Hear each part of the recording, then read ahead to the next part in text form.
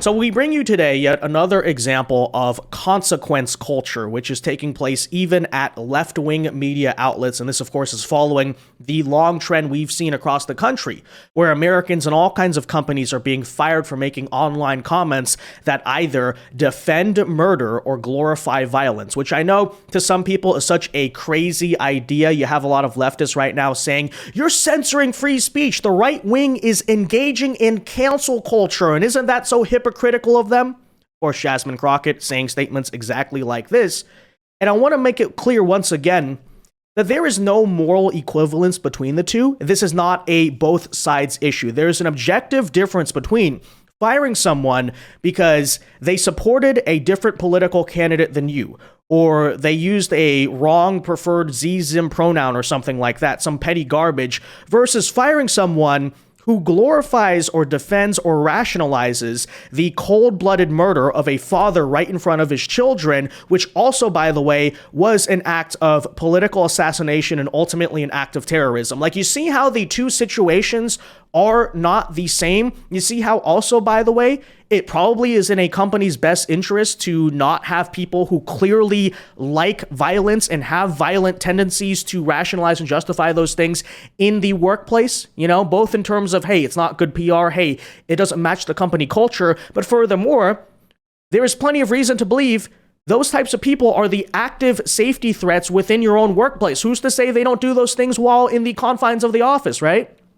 So again, no similarity, and the only worldview by which you could believe this, which is exactly what Jasmine Crockett believes, which is exactly what all these characters are into, is the belief that speech and violence are essentially the same exact thing. And you've heard this a lot, right? Right-wing speech is violence. Charlie Kirk saying that he didn't respect trans pronouns or something, therefore that was violence against trans people, and that's why the only insanity by which you could make a moral equivalence between the two. But just understand that is what we are dealing with here. And in some cases, as you'll see today, not only are they saying your speech is violence, in some cases, they are misrepresenting your speech. They're putting words into your mouth that you never even spoke, and further using that as a justification for violence against you. So imagine how deranged that is. They will put words in your mouth, they will put beliefs in your head that you don't actually espouse, and then kill you based on those things that you never believed, and then justify killing it based on things you never said or believed. This is utterly insane, but it's something that we have to address, as apparently some of these characters are getting so crazy that even outlets like the Washington Post are saying, hey, you went a little bit too far. And in today's video, I want to bring you the story of this so-called reporter, journalist, and columnist, Karen Attiah, who was fired from the Washington Post for not only making mocking and derogatory comments about the death of Charlie Kirk, but furthermore, slandering and defaming this guy in his death, literally putting words in his mouth, as we'll show you, that he did not say, doing exactly what I just described. And she, of course, wants you to remember amidst all of it that after being fired for completely reasonable cause and a completely good justification for doing so, that she is the real victim, right? She's being persecuted. It's actually racist. And keep that in mind. The people hurting right now in America are not the conservatives like Charlie Kirk, who the left is literally committing violence against. It's her. She's the main character of the story. She's unapologetic for it all, but we'll tell you all about it. And it's a pretty ridiculous story, but it does have a satisfying ending. So we'll get into it, guys. If you enjoy our content, do us a favor. We do not plan to go silent. We do not plan to let these cowards win. If you enjoy it, make sure you hit that like button down below and subscribe to the channel if you are new, and we appreciate your support. And that said, let's bring you the story out of Fox News, and this will sum it up, and then we'll tell you more. So, a left-wing columnist named Karen Attiah revealed in a Substack post on Monday that she was fired by the Washington Post over social media posts amid the assassination of Charlie Kirk in the Colorado school shooting. So, this is what she is now saying. This is her justification. Quote, "On Blue Sky, in the aftermath of the horrific shootings in Utah and Colorado, I condemned America's acceptance of political violence and criticized its ritualized responses, the hollow, cliched calls for thoughts and prayers, and this is not who we are, that normalize gun violence and absolve white perpetrators especially, while nothing is done to curb the deaths." So that's what she is saying. According to her, she was condemning political violence. She was criticizing the ritualized responses, whatever that's supposed to mean. And her argument here is, no, actually, she was opposed to political violence, right? But when you actually go through her blue sky, you'll see some of those comments disagree. Because again, according to her, she's like, I was not getting involved in this. But here you go. Attiah included multiple screenshots of her posts on Blue Sky, including one that read, quote, part of what keeps America so violent is the insistence that people perform care, empty goodness, and absolution for white men who espouse hatred and violence. Now, Charlie Kirk is not explicitly named here, but given the context, we know exactly what she is trying to say, right? First of all, who is the white man who supposedly espouses, right, hatred and violence? We know the answer there. And what she is attacking, what she's saying is actually perpetrating the violence, is the fact that people perform care, aka they felt sad, aka they held vigils, aka they mourned his death and said he didn't deserve it. Empty goodness, apparently it's empty, and absolution, which also means, hey, how dare you say that he was just a conservative activist who got killed for his speech? You need to be saying in this moment he was a white supremacist, he was terrible, he was slandering him, all these things. And that is, again, basically here what we're dealing with. And that further, right, is an example of this worldview that speech is violence. Because Charlie Kirk, you could argue he espoused hatred if you're a leftist, right? It's completely subjective. It's ridiculous. To use that as a justification for anything is very dangerous. I don't know if these people recognize, but you could say that in the reverse. Hey, I disagree with you. So therefore you're espousing hatred, right? But furthermore, right? Violence. Now, Charlie Kirk, it's worth noting, never espoused violence. He was notoriously pro-peace. Don't do this type of stuff, right? He was trying to engage in the political system itself. Yet again, if you say things you disagree with or they disagree with, they will label that violence. And therefore, it's not okay. It's actually really bad that people are sad about his death. That's what she's trying to say, okay? Or at least she's implying, I guess, okay? But she goes on here to note that, quote, my only direct reference to Kirk was one post, his own words on record, Attiah wrote on Substack. So now she's trying to claim that she was not referring to Charlie Kirk in that post that she wrote after the death of Charlie Kirk. I'll leave that up to your interpretation. It seems to me pretty clear what she's saying. But considering she works at a journalistic institution, you'll see in the next little post here as to why it's completely justified. So, in a post to her Blue Sky account, Attiah wrote, quote, black women do not have the brain processing power to take seriously. You have to go steal a white person's slot, using quotation marks here, saying that Charlie Kirk spoke this, right? So you can see, fired Washington Post columnist wrote that this was what she said, right? Black women do not have processing power to be taken seriously. You have to go steal a white person's slot, basically trying to defame him in his death that, oh, he was a racist, he was a white supremacist. Except as you could probably imagine, there's just one simple issue on this, and that is not what Charlie Kirk said. And not only did she put that out, she put quotation marks around it, except he never spoke those words. Take a listen to what Charlie actually said, and you'll see here why the so-called journalists probably deserve getting fired. Roy Reid and Michelle Obama and Sheila Jackson Lee and Ketanji Brown Jackson were affirmative action picks, we would have been called the racist. But now they're coming out and they're saying it for us. They're coming out and they're saying, I'm only here because of affirmative action. Yeah, we know. You do not have the brain processing power to otherwise be taken really seriously.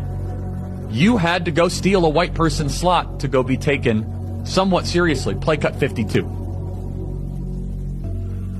But I rise today as a clear recipient of affirmative action, particularly in higher education. I may have been admitted on affirmative action, both in terms of being a woman and a woman of color. But I can declare that I did not graduate on affirmative action. This is my personal story. I hear because of action affirmative. She can't even say that. We know. It's very obvious to us. Yeah, so very clearly, that is not what Charlie Kirk said. Word by word, that is not what he said. Right? He said, you do not have the brain processing power, not black women do not have. Okay? And if she wants to try to say, oh, I was trying to insinuate, yeah, there's no brackets, there's no parentheses, you're just quoting him directly, and those words didn't come out of his mouth. It's just not true, right? And of course, this is the justification that people are now using. She got fired for quoting him directly. That's so bad. This is suppression, except there's one simple problem. She didn't quote him directly. So if a journalist is going to get fired for practicing like what is objectively really bad journalism, and in the process, if he was still alive, I don't know, maybe you still can, using his family or something, absolutely something that can draw a defamation or slander or libel lawsuit, because after all, he didn't freaking say those words and you're just blatantly lying about it. Now this person is crying victim that a journalistic institution like the Washington Post fired her for being a egregiously and maliciously bad journalist, arguably not a journalist at all. And according to the left-wingers, guys, that is cancel culture, right? Apparently, I don't know, is it also cancel culture if you get fired for plagiarism? Or just another case in which you just completely butcher an actual news story, right? You shouldn't have to actually do your job correctly in this case if you are a left-winger, right? She's a black woman. She's a leftist. Apparently, she should not be fired. Doesn't matter how she does her job. So that's the justification you can see. Because Attiah said she was fired for speaking out against political violence, racial double standards, and America's empathy towards guns. No one knows what that even means. She was not speaking out against political violence. What racial double standards? I have absolutely no idea. You're just misquoting him totally in America's empathy towards guns. Okay, here's her statement. Quote, "The Post accused my measured blue sky posts of being unacceptable, gross misconduct, and endangering the physical safety of colleagues." That's all true. I have to give credit to the Washington Post. They're speaking facts here, right? Charges without evidence, which I reject completely as false. They rushed to fire me without even having a conversation. This was not only a hasty overreach, but a violation of the very standards of journalistic fairness and rigor that the Post claims to uphold, Attiah wrote in the Post, where she included a 2019 photo of herself and Jeff Bezos. So again, according to Attiah, it is journalistic fairness and rigor to misquote someone, use that against them maliciously while they just freaking died. And as a journalist, if you misquote someone to slander them, that's apparently okay because you're a black woman. That is actually the argument here that she's about to make, because Attiah further argued that her former newspaper, proving Charlie Kirk's point actually, by the way, about Sheila Jackson Lee and Michelle Obama directly, because she's exhibiting the same behavior here. Attiah argued her former newspaper no longer reflected the people it serves in a diverse city, noting that she was the last black full-time opinion columnist on the Post roster. Oh, here you go, right? So when you get fired for making rationalizations of violence and then claiming somehow that you were not rationalizing the violence, even though that's exactly what you were doing, but forget that part even for a second. When you get fired at a journalistic outlet for not practicing good journalism, no, but you can't do it because I'm black. Charlie was right about DEI and affirmative action, by the way, because that's, of course, the excuse she's going to use, right? Doesn't matter if I don't do my job correctly. Don't you see my race? Quote, "What happened to me is part of a broader purge of black voices from academia, business, government, and media, a historical pattern as dangerous as it is shameful and tragic," she continued. Of course, now also pretending like the only people being fired for Charlie Kirk comments that are either false, defamatory, or celebrating the violence here are black. Right? Like we just covered yesterday, the Office Depot. Those people are white. I'm going to actually guess the majority of the ones getting fired right now are white, it would seem. Matthew Dowd, the first person to get axed in the mainstream media, that's the MSNBC guy who basically said, oh, well, if you espouse hate, then expect for things to get hateful towards you, right? He's, of course, a white guy. But apparently, that's not the case, right? You can't do it. So there you go. The Washington Post's policies and standards includes a section on social media that reads, quote, "Post journalists should ensure that their activity on social media platforms would not make reasonable people question their editorial independence, nor make reasonable people question the Post's ability to cover issues fairly." Well, gee, I have to say, if you're, again, putting words in his mouth that he didn't speak and then citing it as a quotation, that probably would make reasonable people question whether the Washington Post can cover things accurately or fairly. This is the easiest F round and find out example that you perhaps have ever seen in your life. But nonetheless, Karen Attiah is now running out, and you can see she just posted this. She's promoting her Substack. This is her posing as the Statue of Liberty with apparently a rose in her mouth, and she's like burning the Washington Post, and she's like grifting hard off of this, right? My work will continue anyway. It's hilarious how theatrical these people are. But she says, I believed in using the pen to remember the forgotten, question power, shine light in darkness, and defend democracy. I never strayed from those values. Well, was any of these values ever once to actually tell the truth and represent things accurately? Because I want to point out to this day, she still has not retracted the comment that she blatantly misquoted and incorrectly quoted, right? And Karen further goes on here to write, and yes, I was the last black full-time columnist in the opinion section. Washington Post, operating in a city which for a long time has been majority black, is now without any full-time black opinion writers. Well, Karen, if you wanted to keep yourself as that person, maybe you shouldn't have just slandered a dead guy. I don't know. Does that seem pretty simple, right? It's worth noting too, by the way, apparently she also teaches some classes on like racial affairs or something like that at Columbia University. And she was also, by the way, allegedly fired from that here today, which is now she's teaching at somewhere called Resistance Summer School. I'm going to guess that's some type of like left-wing radical activist training camp. So, overall, not looking good for this person right now, but there you go. Let's post these like super performative girl bossy pictures and ignore the fact that I got fired for completely legitimate reasons. What here, guys, do you expect? Honestly, you want another good social experiment on this? Because we've talked about polls that show, hey, look how prominent the belief in political violence is and all this stuff on the left. Well, I'm not wishing anything, but I'm going to say if she does take off and make a bunch of money off of this and be successful because a lot of leftists give her that money because, oh, she's the martyr for this cause, then that says more about the left than it does about us. And what I've been saying, the point I've been making is, hey, it is not true that every leftist or every liberal voter out there is supporting what happened here. But according to the polls, 50%, half of them do support assassination culture. So just keep that in mind in terms of what we're dealing with here. It's also worth noting, by the way, that this is not the first example of people trying to put words in Charlie Kirk's mouth and then use that to justify violence. Just a couple days ago, Stephen King was forced to apologize and delete a tweet that said that Charlie Kirk supported stoning gay people to death, which he just simply didn't. Of course, you can see the tweet is no longer there now. He says, I have apologized. Charlie Kirk never advocated stoning gays to death. Which I responded doing the same thing he did, right? Stephen King eats babies. Oh, scroll down here. I apologize. Stephen King never ate babies. Like, yeah, let's just like tweet random crap and it's seen by millions of people. And then you just like, it's not an issue of like, oh, you saw some false information or you got confused or the reporting changed or you had to make an editorial correction. No, let's just like completely out of nowhere, just totally make something up, put it in their mouth and then be like, oh, no, he didn't even believe anything remotely close to, I'm sorry, guys, right? Again, this is the pattern of they put words in your mouth that you never said and quite literally use that to justify the killing of you based on things you never said. It's that insane. Now, JD Vance today was hosting the Charlie Kirk Show, which I thought was a nice gesture for sure.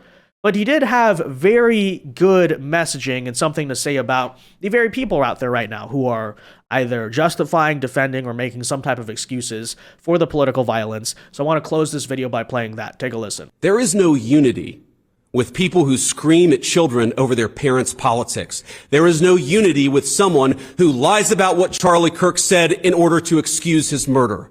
There is no unity with someone who harasses an innocent family the day after the father of that family lost a dear friend. There is no unity with the people who celebrate Charlie Kirk's assassination. And there is no unity with the people who fund these articles, who pay the salaries of these terrorist sympathizers, who argue that Charlie Kirk, a loving husband and father, deserved a shot to the neck because he spoke words with which they disagree. Did you know that the George Soros Open Society Foundation and the Ford Foundation, the groups who funded that disgusting article justifying Charlie's death, do you know they benefit from generous tax treatment? They are literally subsidized by you and me, the American taxpayer. And how do they reward us? By setting fire to the house built by the American family over 250 years. I am desperate for our country to be united in condemnation of the actions and the ideas that killed my friend. I want it so badly that I will tell you a difficult truth. We can only have it with people who acknowledge that political violence is unacceptable, and when we work to dismantle the institutions that promote violence and terrorism in our own country. Yeah, exactly. And it's almost comically frustrating to witness the mainstream news outlets like Washington Post and CNN and others basically say that we all need to tone down the temperature. We all need to make it clear that violence is not acceptable. We need to unite as Americans. And those are not comments that I by no means inherently disagree with. But then when you go into the ranks of not just the political left, but even at their own company, you have people basically just saying and doing the opposite, right? And then they turn around and say, oh, Trump's not toning down the temperature enough. Well, have you asked your own employees to stop to tone down the temperature? Have you asked your own supporters and your own viewers, your own fans, you know? Because again, this is not a both sides issue. We've shown you the polling before. Again, 50% of liberal voters, by the way, new poll came out today, because the one we showed you was from just a few months ago, like a couple months into the Trump's presidency. Still the same situation, right? Overwhelmingly, it is liberal Americans and younger liberal Americans who say that they disagree with the idea that political violence is never justified. So that's what you're dealing with, right? We all need to tone down the temperature. Well, I don't know if there's any unity to be had with people who won't tone down the temperature because they support the violence, you know? Not sure what we're supposed to do about that other than say people who believe things like this, people who say things like this should not be allowed to, for instance, have jobs at the Washington Post, right? It should be a generally shunned thing. It should be seen as reprehensible. It should be seen as not really acceptable to have in decent society for people who just run around supporting terrorism and supporting murder. And by the way, that is a social norm that has always existed in human history. But suddenly now it's cancel culture when you say, hey, you celebrated violence, fired from your job, you're not working here anymore, apparently. But anyways, that said, guys, let me know your thoughts on this in the comment section down below. Be sure to leave a like on this video, subscribe to the channel if you are new, and until next time, God bless and peace.